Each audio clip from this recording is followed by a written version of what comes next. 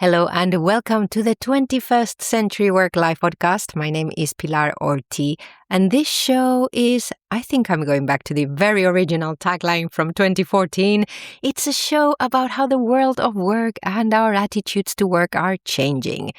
Of course, if you've listened to this show before, you'll know that the focus is very much on remote work, but I wanted to just pull back and bring that tagline back because our attitudes to work are also changing and our mindset around us, sometimes in ways that I'm really happy about, sometimes in ways that I'm thinking, really? So today is an episode where I talk to you about my book, which might be out by the time this goes out or maybe not. I'm just recording it because I felt like recording it right now.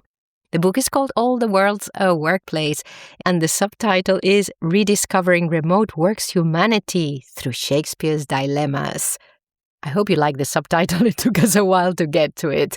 So, yes, it's basically that. It is being published by Blue Goat Books. And right now, as I'm recording, I've sent the last bit of my changes, my big changes. And that's it. That's why I wanted to do this episode and just celebrate that. For me, it's done. Now comes another part of the project, which is getting it out to you and talking about it, hopefully. So if you know of any podcasts that might want guests talking about either remote work or the future of work or management and leadership or about writing, then Pilar at virtualnotdistant.com, let me know. Or even better, if you know the hosts, let them know that I'm available. However, today what I wanted to do, I just want to talk through some of the things that I've talked about in the book. I don't know how much detail I'm going to go into each one because what I'd love to do, might happen, might not, is to have a short season of episodes where I touch each chapter and just build on what I wrote. Because, well, if you've been following my show, you'll know that I've had to cut a lot of words as we've been going on along the process, even of editing, not even of creating, but also I've changed my mind on some things through the writing of the book. That's why it's so wonderful. And also, there's still so many news around remote work in all kinds of ways. Plus, I think they're called the Remote Research Institute, if I remember correctly, which is, I think, an American venture in partnership with LSE, the London School of Economics. And I'm really, really delighted that they have set up. So that's definitely something that I just slipped in into the last draft because I thought it's part of the last chapter where I encourage you to take action, of course. And one of the things I say is keep an eye out on these guys because we're still, and it's fine, it's just how we work. I work like that as well a lot of the time. We're still hearing this is being done because I think it's great. What they really want to say is this is being done. Fact. And for a lot of things still, we don't have enough research, enough proper research about what works and what doesn't work when people are away from each other in this culture, in this type of team. We've got to the point where we've got to be very specific about the context we're talking about, whether it's what kind of individual we're talking about, what kind of team, what kind of working processes can or cannot be supported by remote work, when being in the office together works better for what kind of work for that kind of team. This is the problem. This is why the book is so long. Okay, I'm just going to go on this and I might not talk about the rest of the book, but I think this is really, really worth remembering. As some hybrid arrangements are changing, we've got to remember that what suits one person doesn't suit another. And we know this, but sometimes we forget when we're just talking about location. And something that as I was writing the book, everything, I was trying to find research to support one of my thoughts and research to support something different. And sometimes I was finding it and sometimes I was thinking, oh, wow, that's interesting. And also to really understand that we went through that huge transition for a lot of organizations, and maybe just for individuals. You go through a huge transition from abandoning one location to move into another, and that is a big change, and it affects like all change that is imposed on us. It affects our sense of identity, it affects our sense of belonging, apart from all the cognitive, not even load, I think effort that it takes. But that is really important to understand, that we're being asked to change from one location to another. And it's not just about location. I was speaking to someone yesterday and they said, well, what is it that home workers lose so much when they go back into the office? And I was thinking, well, they lose control over their environment. Again, something that is quite obvious in All the World's a Workplace is that location matters. It does, but it matters in many different ways to different people. So the book, just to give you an idea of how important I think this is, the book has the first section is about collaboration practices. We talk about online meetings, asynchronous communication, team transition, technology, loneliness, visible teamwork, and leadership. And the second part of the book, Act 2, is about working from home, hybrid arrangements between home and the office, and co-working. Because these locations matter. They matter a lot. So we can't say that, I know what it is. Oh, I wish I'd thought of this. Editors, if you're listening, Mike and Andrew, please, can I put it back in? Or maybe it's there already. I don't know.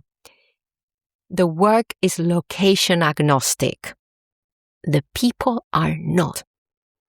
And I think a lot of the time when we talk about remote work, we forget that the work doesn't exist without the people, and the people now are at the center of our work. I think this is one thing that has really changed. And sometimes it's more prominent than others, and for some people it hasn't changed and still not acknowledged, is that work is such an important part of building the individual in society. If the work really supports the individual, then the individual is happier, then society is happier, etc. Unfortunately, a fact of life, and again, you might not hear me say this often, but coming from a privileged position, I can say this, but there are lots of jobs that will not bring satisfaction because maybe of the location they need to be done or the circumstances, and sometimes because of the task themselves, which are very thankless and often not thanked. But we cannot forget, just going back to location again, location absolutely matters. And sometimes what I'm hearing, and this is anecdotal for me actually, because I'm not even going to listen to the news, because I'll tell you in a second, there's a piece of research that actually says, hey, in the UK at least, there's not that much going back to the office completely. So anecdotally, a lot of the decisions about bringing people more days into the office or full-time into the office is being made by people who are very comfortable there and who cannot see the drawbacks. They understand why people don't want to commute. They understand that people might want to do some personal things during the day, so they want to work from home and with a bit of flexibility. They understand that, but I don't think that sometimes they understand just how much the office, which had become the place by default, and therefore everyone had no choice but to be there, it's now very difficult for people to understand why they're being made to be there. And the reasons sometimes are not that clear. And anecdotally, I have heard, no, it's just the best place because ABC. Okay, for you. But I've seen, and listeners, you will have seen, you might even be one of these people that have seen teams and organizations thriving without an office. You've probably got a hybrid arrangement where you are and you are loving it and the work is just as good, even better.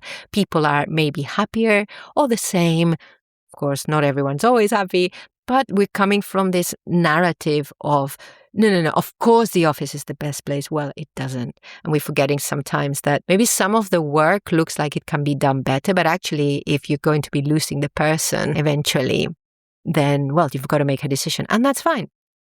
The other thing that, this is not even a conclusion from writing the book, I already came into this very, very, very early on when hybrid started to be a word, and a lot of you will agree, is that hopefully we will go through this transition of having worked from home, having been told to come back 1 day, 2 days, 3 days, having negotiated this, new policies, blah, blah, and then leadership changing their mind as we're going along. Once that is ironed out, once promises are not broken anymore, or all the promises have been broken already, it's almost like a reset button for businesses.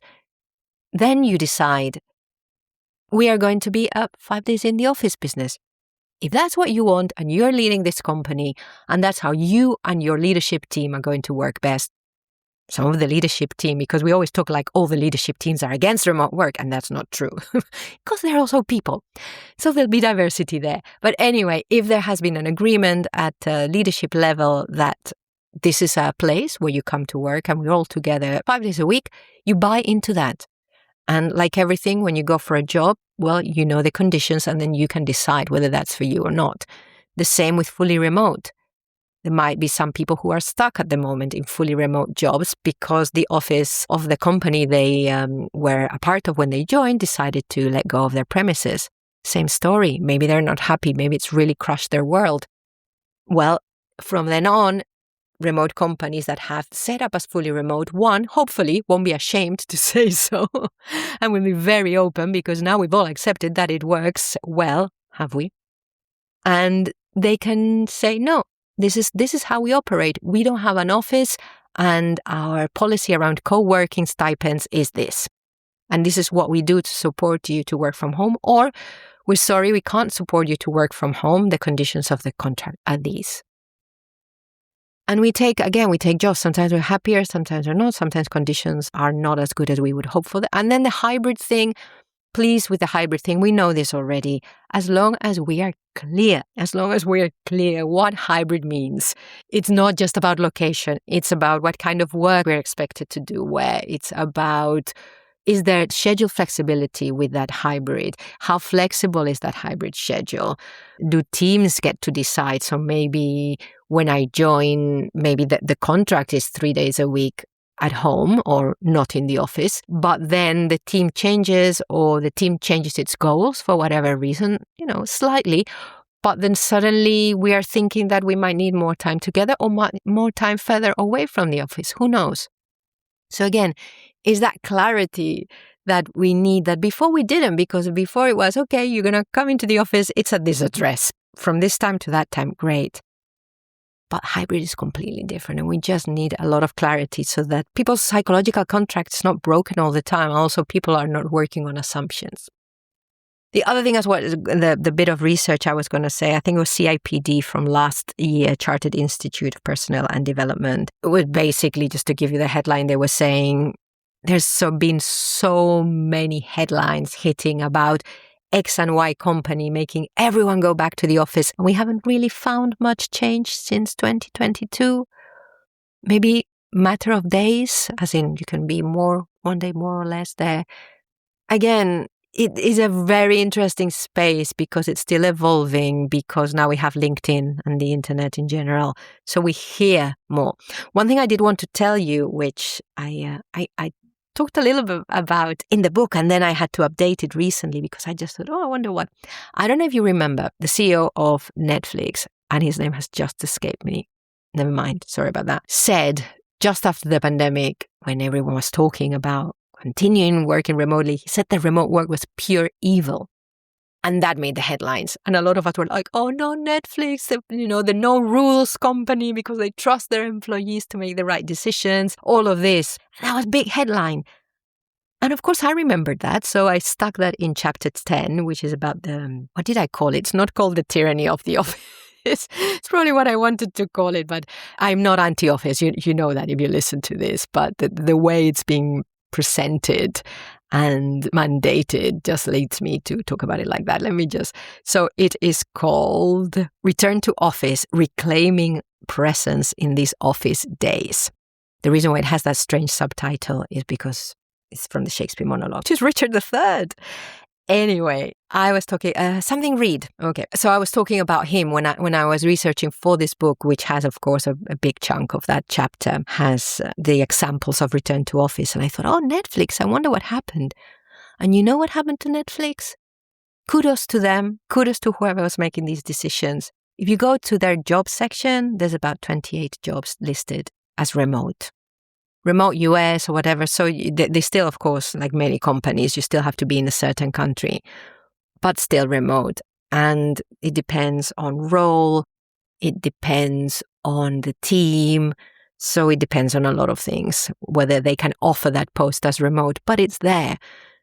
We don't hear about this. This is the issue, that a lot of the time we'll hear the big, they're ditching remote. And then we never hear them.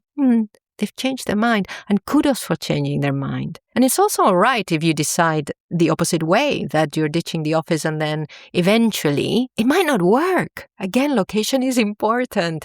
And if you don't have set up the right systems, you haven't role modeled the behaviors that work best online, then it might not work. Or maybe the workforce is actually a kind of personality, because this is really important. More than whether you are in the office or not, is maybe that you don't have the personality that's best suited to a certain type of work. Again, this is fascinating, and this is why we ended up talking about the human experience and the dilemmas. I think it was Andrew, the editor, who came up with that word. And if it was me, I am a genius. And if we came up with it together, then we're such great collaborators. I don't know. But I think it was him. And it really is the way I've been using the Fakespeare, which is Shakespeare that has gone through at least one pass of ChatGPT to get it to talk about remote work, and then has gone through lots of passes by me. And then I've brought original Shakespeare back in because it worked better. So again, that's the process of writing. If you're interested in it, let me know. But we realized that the pieces that have stayed in the end, except the very first, the chapter 1, they're all about dilemmas. Is this a Zoom link that I see before me? To work from home or not to work from home? Let me just see the asynchronous communication monologue talks about the tension between complete productivity heaven almost that asynchronous can bring you, and the missing of being connected to others asynchronously, which sometimes is difficult to feel, or the silence, how wonderful the silence is sometimes when you are relying a lot on async, but how awful that silence can feel, and how that silence can overpower you without realizing it. Well, anyway, so we look at that. What else? Which one? These are long chapters. Or the jailer's daughter that says, oh, what a world of apps, a blessing and a curse, a delight and a burden. To navigate the sea to master these tools is a task Herculean, a labor of love. It really does feel like a labor of love sometimes, doesn't it, to master the technology? Anyway, you see what I mean. It's all about the dilemmas, and the dilemma for me of hybrid, whether we should call it hybrid or just accept it as a version of remote, why the word hybrid seems to be sticking. Sometimes these are just my opinions. As you know, I have an opinion on everything. And sometimes I've got research or a bit more other sources that confirm some of what I'm writing down. But it's a balance. And you know what? With this balance, I'm going to start to wrap up here, because I'm thinking this is quite fun. So I will come back to this. I will be talking a little bit more about the themes that are coming up in the book. So maybe a bit like today, a little bit more focused on some of the topics of the book. It will not be a how-to. The book is how I think, how I think too. And also, this was my experience too. So there are, of course, the editors have been very good in pulling out the learnings, because you know me, I just talk and hope that you get something from it, because you're all creative and can listen to something being said and go, yeah. Sometimes we need a little bit more guidance, which is also the purpose of the book, of course. If you, my dear listeners, have any questions or any comments, or especially any new research that you think would be interesting to talk about, because again, I want to evolve this book. In a way, I'm doing the opposite of what we did with Connection and Disconnection in Remote Teams, which came from a podcast season and then evolved into a book. The book has updates. Wrote that with Bri Kajati. It's out. It has been nominated for a Business Book Award. We're waiting. We're shortlisted. So in a way, this is different. The book's been written and now I'm updating it with the podcast. So if you have anything to add, anything to say, then let me know, Pilar, Pilar, at virtualnotdistant.com.